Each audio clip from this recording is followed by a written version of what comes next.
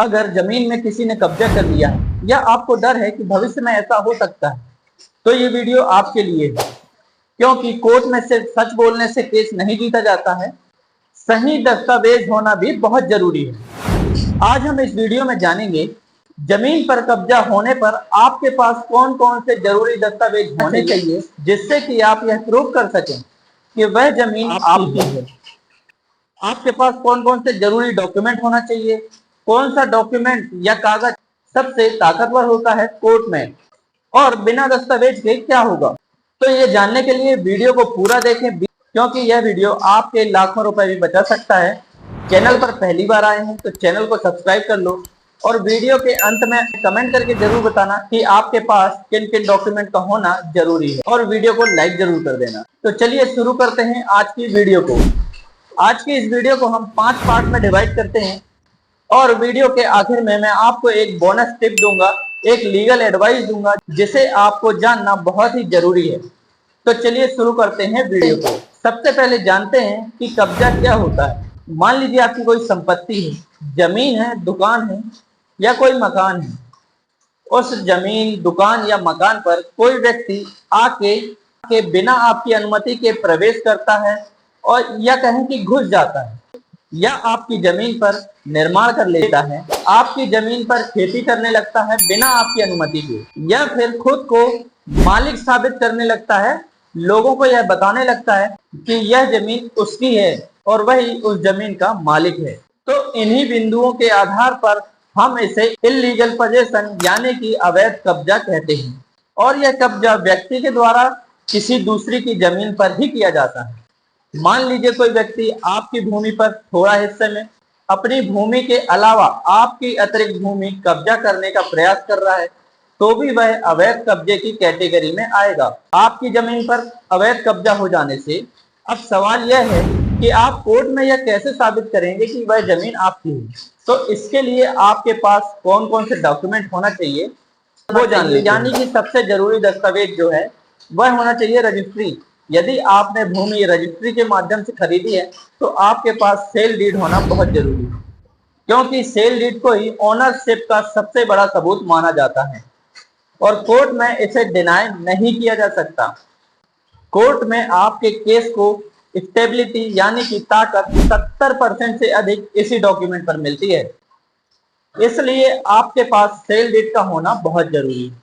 अब दूसरी बात करते हैं कि आपने सेल डीड से नहीं खरीदा, तो आपके पास कौन सी जमीन होना चाहिए, तो आपके पास कौन से रिकॉर्ड्स होने चाहिए। तो आपके पास उस भूमि के खसरा, खतौनी, और यदि वह नजुल की भूमि है तो आपके पास नजुल भूमि का भी खसरा, प्लाट नंबर होना चाहिए, इसका रिकॉर्ड होना चाहिए।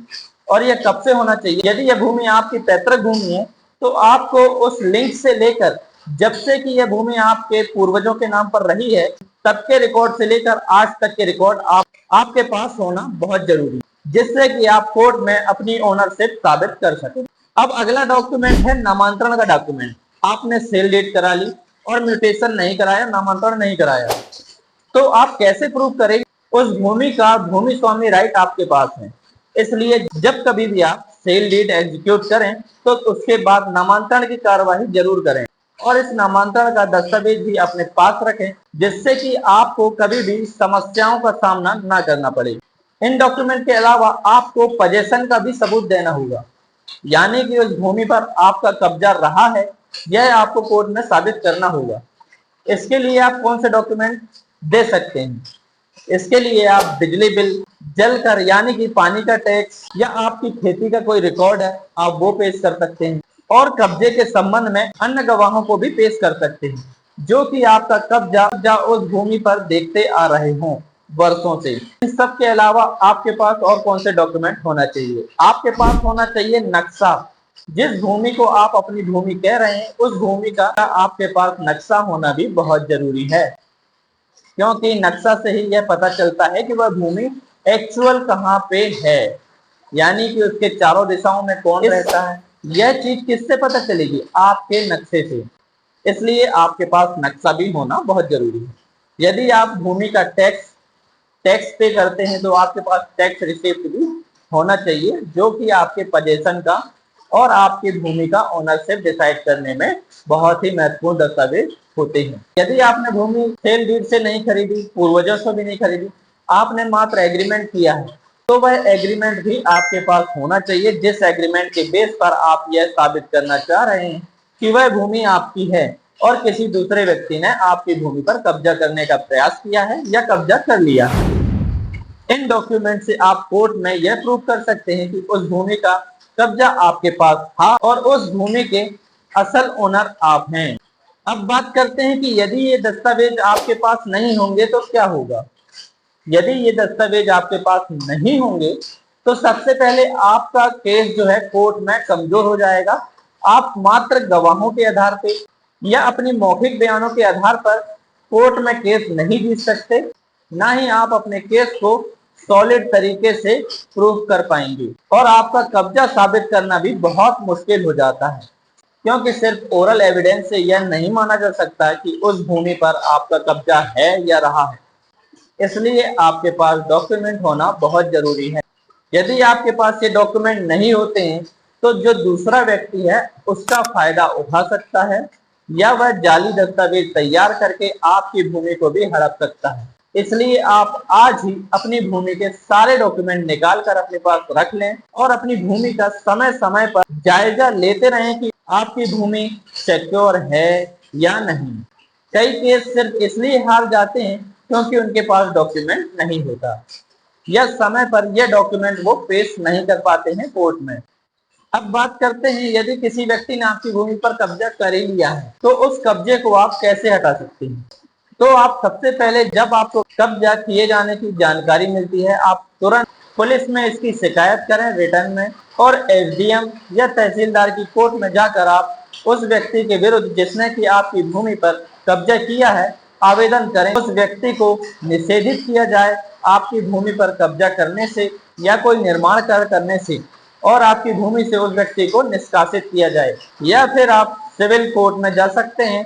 सिविल कोर्ट में आप पजेशन सूट ला सकते हैं, इंजेक्शन का सूट ला सकते हैं। यदि वह व्यक्ति कोई निर्माण कार्य करने लगा है, आपकी भूमि पर कब्जा करने का प्रयास कर रहा है, तो आप इंजेक्शन का सूट ला सकते हैं उस व्यक्ति के विरुद्ध। याद रखें, जितनी जल्दी आप एक्शन लेंगे उतना ज्यादा आपको फायदा होगा। अब मैंने आपको बताया था कि मैं वीडियो के लास्ट में एक लीगल टिप्स दूंगा, तो टिप्स यह है कि आप एक चीज का बहुत इंपॉर्टेंट ध्यान रखें कि यदि कोई व्यक्ति आपकी जमीन पर 12 साल से अधिक रेगुलर कब्जा कर लेता है तो वह जो एडवर्स पोजीशन के आधार पर दावा कर सकता है आपकी भूमि पर उसका भूमि राइट होने का। इसलिए जैसे ही आपको कब्जा किए जाने की जानकारी होती है आप डिले मत करें, तुरंत एक्शन लें और अपनी भूमि को सिक्योर करें। साथ ही साथ बहुत से लोगों की भूमि जो होती है दूसरे जिलों में होती है, दूसरे शहरों में होती है, क्योंकि यह एक इन्वेस्टमेंट का बहुत बड़ा जरिया है।